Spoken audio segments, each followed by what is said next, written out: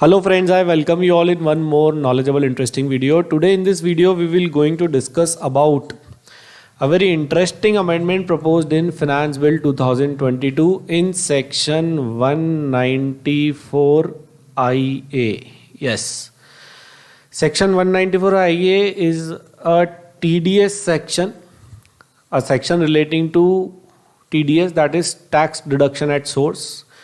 Section 194 IA deals with the TDS required to be deducted at the time of purchase of immovable property of value of rupees 50 lakh rupees or more. तो जब भी property की transaction करनी है और property की value 50 lakh रुपए या उससे ज़्यादा है तो टीडीएस डिडक्ट करना है. कितना डिडक्ट करना होता है? 1%. And a very interesting amendment has been proposed by finance bill 2022 in this particular section 194 IA. TDS कौन डिडक्ट करेगा? टीडीएस डिडक्ट करेगा बायर ऑफ द प्रॉपर्टी. और किसके 26 में रिफ्लेक्ट होगा? सेलर ऑफ द प्रॉपर्टी के केस में. क्यों? क्योंकि सेलर ऑफ प्रॉपर्टी के लिए वो इनकम है. अगर एज ए स्टॉक बिक रहा है तो फिर बिजनेस की इनकम है. अगर एज कैपिटल एसेट बिक रही है तो कैपिटल गेन की इनकम है. तो ये था एक जिस्ट अबाउट सेक्शन 194 IA. अभी हमारे पास इनकम टैक्स एक्ट में दो इंपॉर्टेंट सेक्शंस हैं. Section 1 is section 43 CA that talks about sale of immovable property as stock in trade, and on the other side we have section 50C that talks about sale of fixed asset immovable property as capital asset, right? जब आप इन दोनों sections को refer करेंगे, आप जब इन दोनों sections को read करेंगे, you will find one word in common in these two sections, that is stamp duty valuation, SDV. हाँ जी, स्टैम्प ड्यूटी वैल्यूएशन क्या होता है? स्टैम्प ड्यूटी वैल्यूएशन वो वैल्यूएशन है जो स्टैम्प ड्यूटी कैलकुलेट करने के लिए वैल्यूएशन जो अडॉप्ट करती है गवर्नमेंट, चाहे वो स्टेट हो, सेंट्रल गवर्नमेंट हो, कोई लोकल अथॉरिटी हो. सर्कल रेट जो होती है उसके हिसाब से जो स्टैम्प ड्यूटी लगती है उस वैल्यूएशन को हम स्टैम्प ड्यूटी वैल्यूएशन बोलते हैं. एक एंटी इवेजिव सेक्शन है यहाँ पे. अगर आपकी कैपिटल एसेट है तो 50C is the relevant section. अगर स्टॉक इन ट्रेड है मूवेबल प्रॉपर्टी तो section 43 CA is the relevant section. तो यहाँ पे जो इंपॉर्टेंट अमेंडमेंट आई है in section 194 IA for TDS, वो स्टैम्प ड्यूटी वैल्यू के रिलेशन में ही आई है. एक इम्पॉर्टेंट अमेंडमेंट है, देखते हैं. अभी मैंने 43C और 50C why I touched upon these section is because these two sections are important to talk about stamp duty valuation. And it is very important to understand and to have proper linking that where stamp duty valuation is written in the act and what is the importance and significance. So the importance of stamp duty valuation is whenever we sell any immovable property, there are two values involved in the transaction. One value is the transaction value, जिसको आप sale consideration भी बोल सकते हो, and the other value is your stamp duty value, right? Section 43C या 50C क्या कहते हैं कि अगर स्टैम्प ड्यूटी वैल्यू ज़्यादा है और ट्रांजैक्शन वैल्यू या सेल कंसिडरेशन कम है तो हमें क्या ले लेना है? Stamp duty value for calculation of profits और गेन्स. अगर वाइस वर्सा केस है, ट्रांजैक्शन वैल्यू ज़्यादा है, स्टैम्प ड्यूटी वैल्यू कम है, तो क्या कंसिडर कर लेना है हमें? ट्रांजैक्शन वैल्यू और जो भी आपका सेल कंसिडरेशन है वो फॉर कैलकुलेशन ऑफ प्रॉफिट्स और गेन्स. यहाँ तक तो बात थी जो हमें बहुत समझ में आती थी, जो कोई अमेंडमेंट से रिलेटेड नहीं है. बट अब यहाँ पे ये समझने वाली बात है कि अमेंडमेंट क्यों आया, what was the logic of the amendment और अमेंडमेंट एक्चुअली क्या है. सबसे पहले मैं आपको बता देता हूँ what actually the amendment is. Amendment क्या है? Buyer of the property 50 lakh या उससे ज़्यादा की प्रॉपर्टी जब खरीदेगा तो टीडीएस डिडक्ट करेगा. टीडीएस जो डिडक्ट होना है, टीडीएस कितने रेट से डिडक्ट होना है? 1% की रेट से.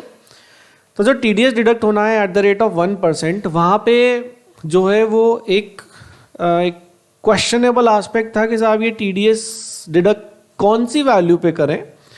स्टैम्प ड्यूटी वैल्यू पे करें या फिर ट्रांजैक्शन वैल्यू या फिर सेल कंसिडरेशन पे डिडक्ट करें?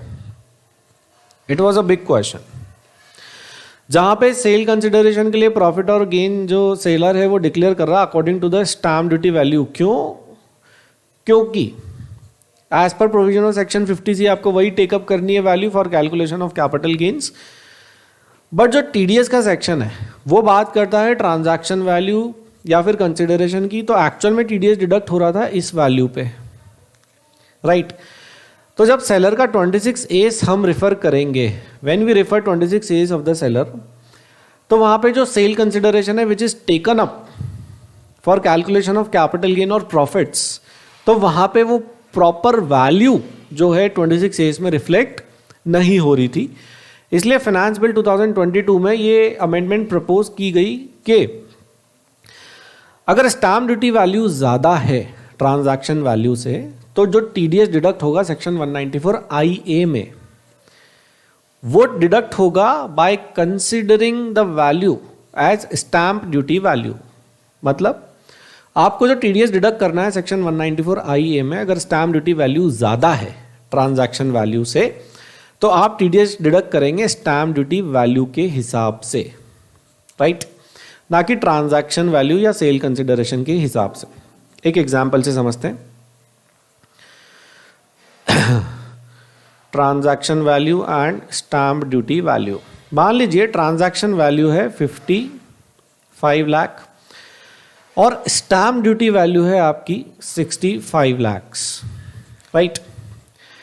अभी प्री अमेंडमेंट टीडीएस के प्रोविजन क्या कहते हैं कि आप ट्रांजैक्शन वैल्यू पे 1% का टीडीएस जो है वो डिडक्ट कर लीजिए, पर सेक्शन 50C और 43CA के लिए आप वैल्यू क्या लोगे फॉर कैलकुलेशन ऑफ गेन्स और प्रॉफिट्स? वो वैल्यू लोगे आप 65 लाख। क्यों? क्योंकि स्टैम्प ड्यूटी वैल्यू जो है वो ज़्यादा है in comparison to transaction value, right.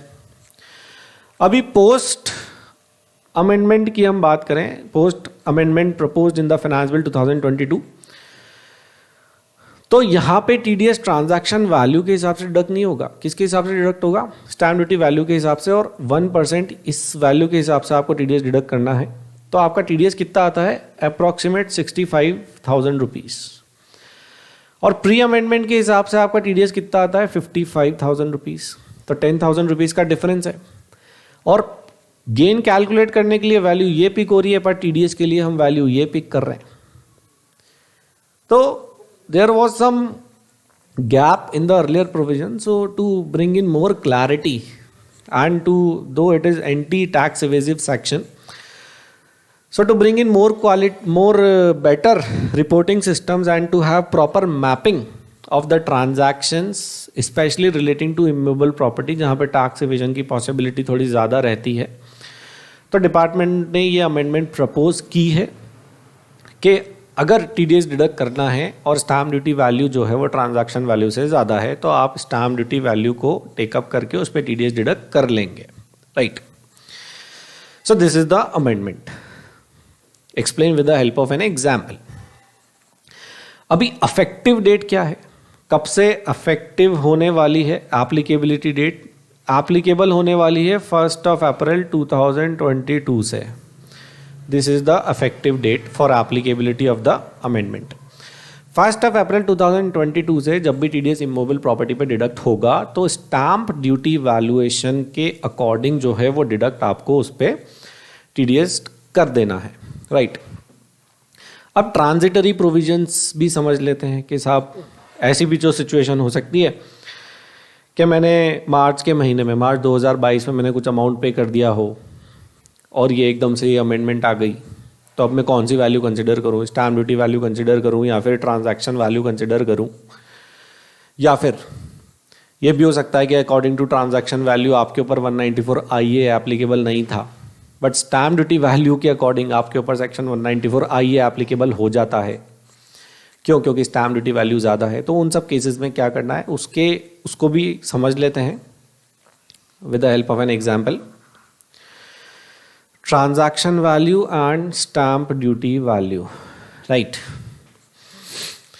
मान लेते हैं ट्रांजैक्शन वैल्यू है आपकी 45 लाख और स्टैम्प ड्यूटी वैल्यू है आपकी 55 लाख, राइट।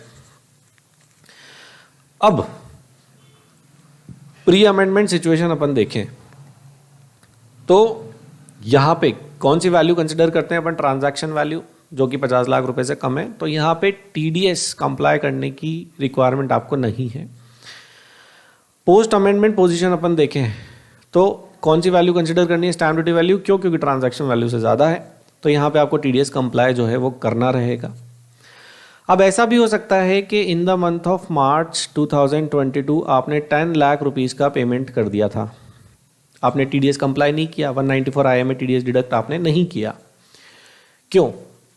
क्योंकि आपकी जो वैल्यू है ट्रांजैक्शन वैल्यू 50 लाख रुपीज़ से नीचे है, बट अमेंडमेंट आ गई 1 अप्रैल 2022 से।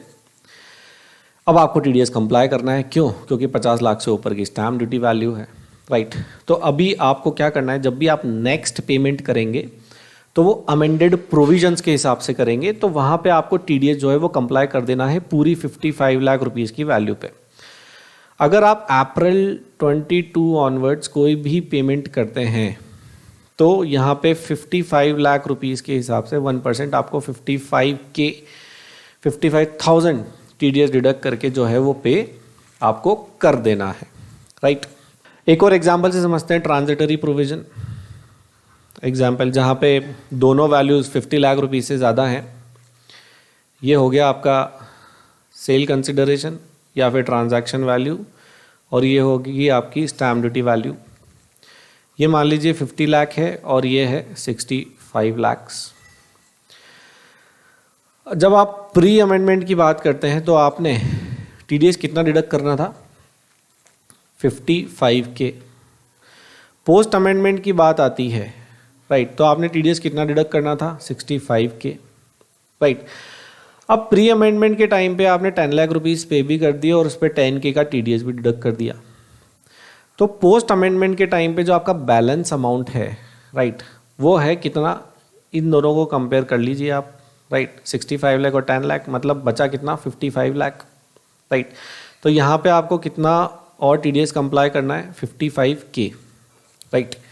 तो पहले टीडीएस लाइबिलिटी कितनी आ रही थी, 55K, अब कितनी आ रही है, 65K। एक तो 10K ये वाली और 55K ये वाली, राइट। तो इस तरीके से ये प्रोविज़न जो है आपका TDS application on purchase of immovable property on और आफ्टर 1 अप्रैल 2022 पे जो है वो इम्पैक्ट करने वाले हैं सीधे सीधे। So this is the impact of this amendment of section 194 IA proposed in finance bill 2022। अगर आपकी कोई क्वेरी है related to the TDS on immovable property, so you can comment in the comment box, right.